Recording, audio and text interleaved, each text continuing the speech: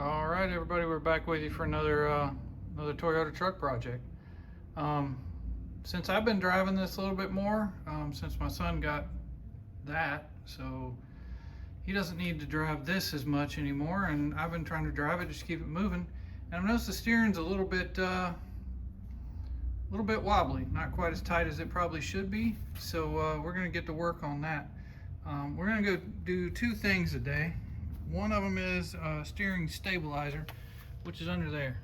So I'll show you that better, but that's under there on the actual steering mechanism. This does not have power steering, so that means you got to kind of do it yourself there. And it's only two-wheel drive, but it does have a steering stabilizer, and since all the shocks were dead, and the one that's on the steering stabilizer is also original, I'm pretty sure it's not doing a whole lot. So got another one up at O'Reilly's. We'll show you that too. And then the other thing is, you can see this. Like, you got this much movement before you hit any tension, like you're trying to actually turn the tires. So we're going to look at a way to kind of fix that too. So that's what we're going to work on today. I got to get this sucker up in the air. Once I do that, just the front, then we'll get to work on that steering stabilizer, and then the second part will be trying to tighten that steering up some. So let me get this thing in the air. All right, folks, here we are. We're under the truck, got it jacked up. As you can see, got some chocks under the back tires. We're gonna head right up under the front here, and there we go. So that right there is the steering stabilizer. The one I have, it does not look exactly like that one, the new part, but it says it fits. So I guess we'll see. As you can see right here, we got a cotter pin and one bolt to get out there. And then down here on this end, whirl you around, you can see that sticks out like that. So got a bolt down there. I don't think that one has a cotter pin on it, but nope. So we'll work on getting this out, and then the new one goes in. I'm going to tell you, now that I'm under here, I feel a little bit more confident about the new one fitting, but because I was afraid it was going to be too tight right here, but I think we'll be all right. Plus it comes with like a spacer and stuff. So anyway, let's work on getting this one out. Let me go grab some wrenches. All right, everybody, back with you. So here you go. It's a 17 millimeter, if you're wondering. On my truck, at least, that's what the original one is.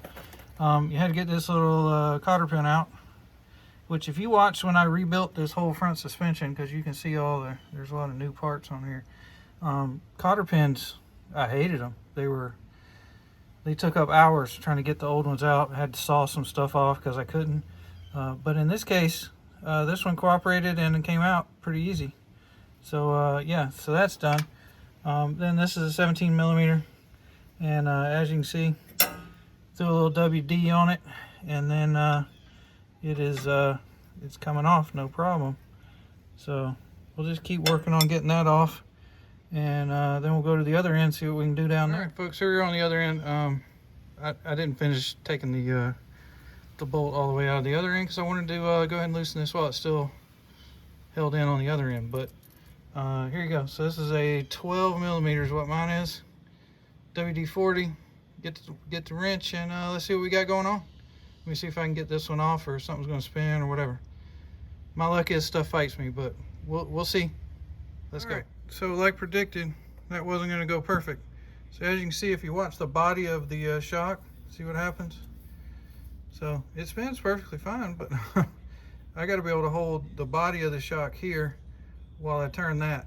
So I got two options. I got holes here I can stick a screwdriver in, or the other option I brought was the old channel locks. So let's give these a try, see what we can do. I think I'll start with a screwdriver, see if I can shove this in here, and should be able to hold on to that. Yeah, that gives me good leverage. So let me try that one first. All right, folks, I got that end off. That worked out pretty good. Just used a screwdriver, finished twisting that, getting it off, no issues. Now this side, castle nut is off. That's laying down here somewhere. Where is it? There. So that's off. You can see I already been beating on that sucker because I put it back on there just to beat on the end, because this sucker, it won't come out. It's solid in there. So I was hitting it with the old normal hammer there. Castle nut was starting to fold up some, and that wasn't working. So now I'm going to switch over to this guy because I've got a new piece. I don't really care if I mess up the rubber or anything, but basically we're going to get this guy. It's going to go up in here like that, and then we're going to hit it and see if we can get this thing to come loose. So let me get to work. All right, folks, that worked. You just stick that thing in there and then go to whaling on it, and then it pop loose. So now there it is. So that came out. Now you got your hole over there, kind of right in the middle of the screen. You got this hole here. So let's get this up to the bench and we'll look at the new piece, see if this is going to work for us or not. Okay, here I am with you at the bench. So you can see there's the new one in the back, the old one in the front. So you can see this one's thicker. It doesn't have this like guard thing on it either. You know, that's just a hole, but that, you know, that has the stud sticking out. They give you two different options, it looks like. You got this option and you got this option for mounting it. So that's like a bolt with a spacer. And then there's your nut and all that. Here's your, so two different options. The instructions can show you can go both ways. And then that's what goes, all of that is what goes on this end. So that should be easy. But I just got to figure out which one of these two to use. Also, like this thing is compressed and it's pretty much dead. I mean, you just push it with your hand. It doesn't re-extend again at all. But then this one, I don't know what I got to do with it, because it almost looks like they painted it shut or something. I don't know if I got to twist it to activate it or something, but I don't know. We'll figure that part out, because this thing had to be extended and I can't really do it with one hand. But let me extend out the old one and I'll show you the difference and see where the new one's got to extend to, just to like fit. All right, so I pulled the old one out, so that's about where that's got to be. You can see there's the new one's got to extend, so we'll figure it out, I guess, or we'll get another one if this one's broke. But anyway, oh, got a visitor, guest appearance from Cora, the new puppy. Whoa, goodness, girl. All right, anyway, yeah, there you go. All right, after looking at this thing a little bit more, got your instructions here on the different options. So those instructions are for that. I don't see how it necessarily tells you exactly which one to do on this truck. Maybe I just need to read every word, but it's not obvious. That said, I went over and tried to like just fit this in the truck, and it doesn't work because the hole for this end, the hole is tapered like this. So that one won't fit because that bolt's the same size. It's not tapered, all that. Plus, by the time you put this spacer on, even then, this wouldn't stick out far enough to be able to do anything. So this is the one we have to use, because you can see that on the right hand side that's tapered down. So then that'll go in good. Then the shock will fit on this side. And then you can see here how it tells you to do that. So that's what we're going to do. Is go ahead and assemble that in on the new shock. I'll throw a little grease on this sucker so that it'll go in the shock easier. But that's what we're going to do, is execute that with these parts right here. So let me go get that assembled over there and see if we can get that into the shock in. All right, everybody, so I got this in. I've got the cotter pin in, but I didn't bend it over yet. I don't know if I like that gap right there.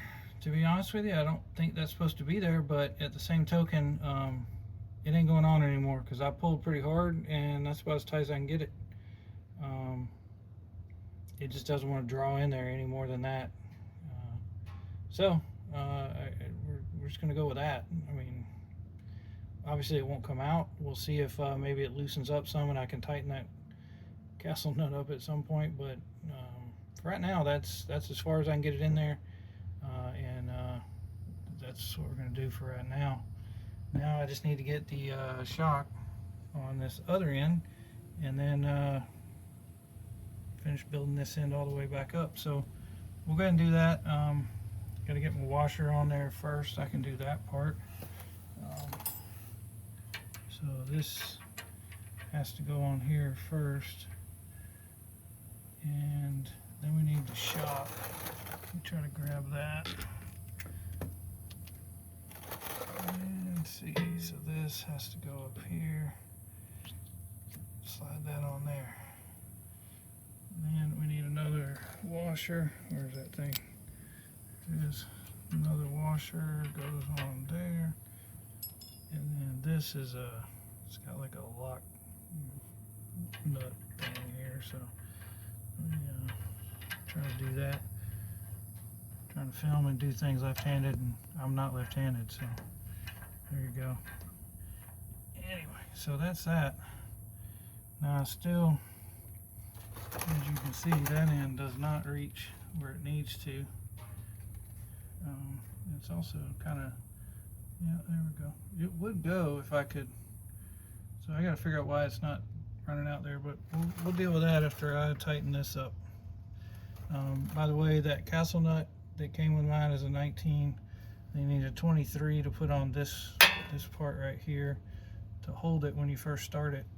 Once you get it tight though, the bolt's not going to move inside of the the stud thing or whatever you want to call it is not going to move inside of the inside of here. So anyway, let me get this all tightened up and then we'll go to the other end, see what we can do down there. All right, folks, I'm going to start back with you on this end because anyway, that's all together, but what I really want to show you is, so this particular one extends on the back side here. So that front end up there does not move. So like this part here, none of that moves. That's why that looked painted together. This part back here is where it comes out of the cylinder, and it doesn't extend on its own. And it actually moves pretty easy, so it's not like a shock where it normally would like try to hold weight or extend out on its own. It doesn't do that. It just tries to let you steer, but not put a bunch of extra pressure, especially since it's manual steering. You wouldn't want a bunch of extra pressure. So yeah, there we go. So that's that. And then down here, as you can see, you just got washer bushing, then your frame piece bushing washer, and then your nut on the end. So we're gonna go ahead and tighten all this stuff down, and we'll be done here, and then we'll go to the next step of trying to make sure that we tighten up our steering a little bit more. So that's that part. Let me just get all this tightened up. It won't look any different than it does now, so I'll come back at you up top. Well, I told you I would be coming back to you up top where we're doing the next thing, but I just want to show you what I did was get in there and I turned the wheel all the way one way, all the way the other way. Make sure nothing's binding up or anything, and everything looks all right, and it does, as far as I can tell. So yeah, we're gonna call this part done. Got a new steering stabilizer. It feels smooth. The old one was kind of not doing much as far as any kind of resistance, and it would kind of jump as it moved. So anyway, so there's that. That one's all in. Just make sure you do that last piece of going all the way left and right. Make sure you got nothing binding, everything works right. So I'm gonna do that. This is some of the previous work I did. You can see new tie rod ends, all that kind of stuff, ball joints. So yeah, we're trying to get this sucker running and riding great. So now, next time I come at you, it'll be up top. Okay, so now the part we're gonna mess with, or work to try to fix, is this part. See that? It goes that far before you get any tension. So You can tell that's like when you're starting to try to move the tires right there, and then right there. So we're gonna try to eliminate this wiggle and see if we can get that tight. And the way you do that is down here. That is the steering box right there. So this little, that little nut right there. So you can unloosen the outer nut, and then you twist the inner piece with a screwdriver. And so driving that part right there down after you loosen this like retaining nut, and then you drive that down, it tightens up the gears in the box a little bit. So it does come with a little adjustment. So we're going to try to adjust that and see if we can remove some of that wiggle. You know, this is our other thing that could be the problem, is like this little rubber piece right there, and it does look kind of cracked, but I don't think that's our issue. No, because see, you can see that's both sides of that are moving pretty good, so that's not our issue.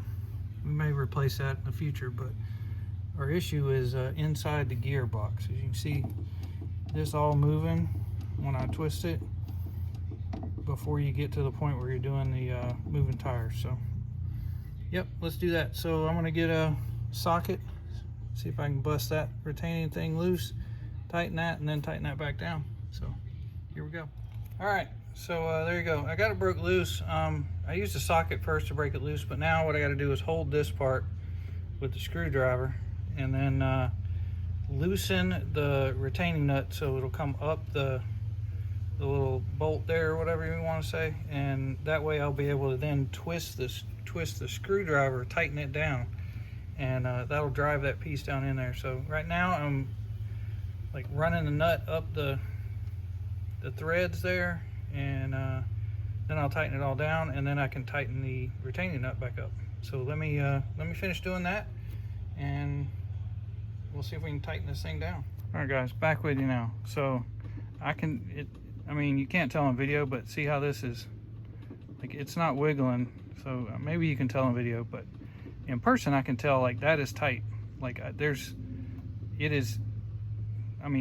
steering wheel doesn't even move without me putting more pressure than I had to put on it before to move it. So this is tight.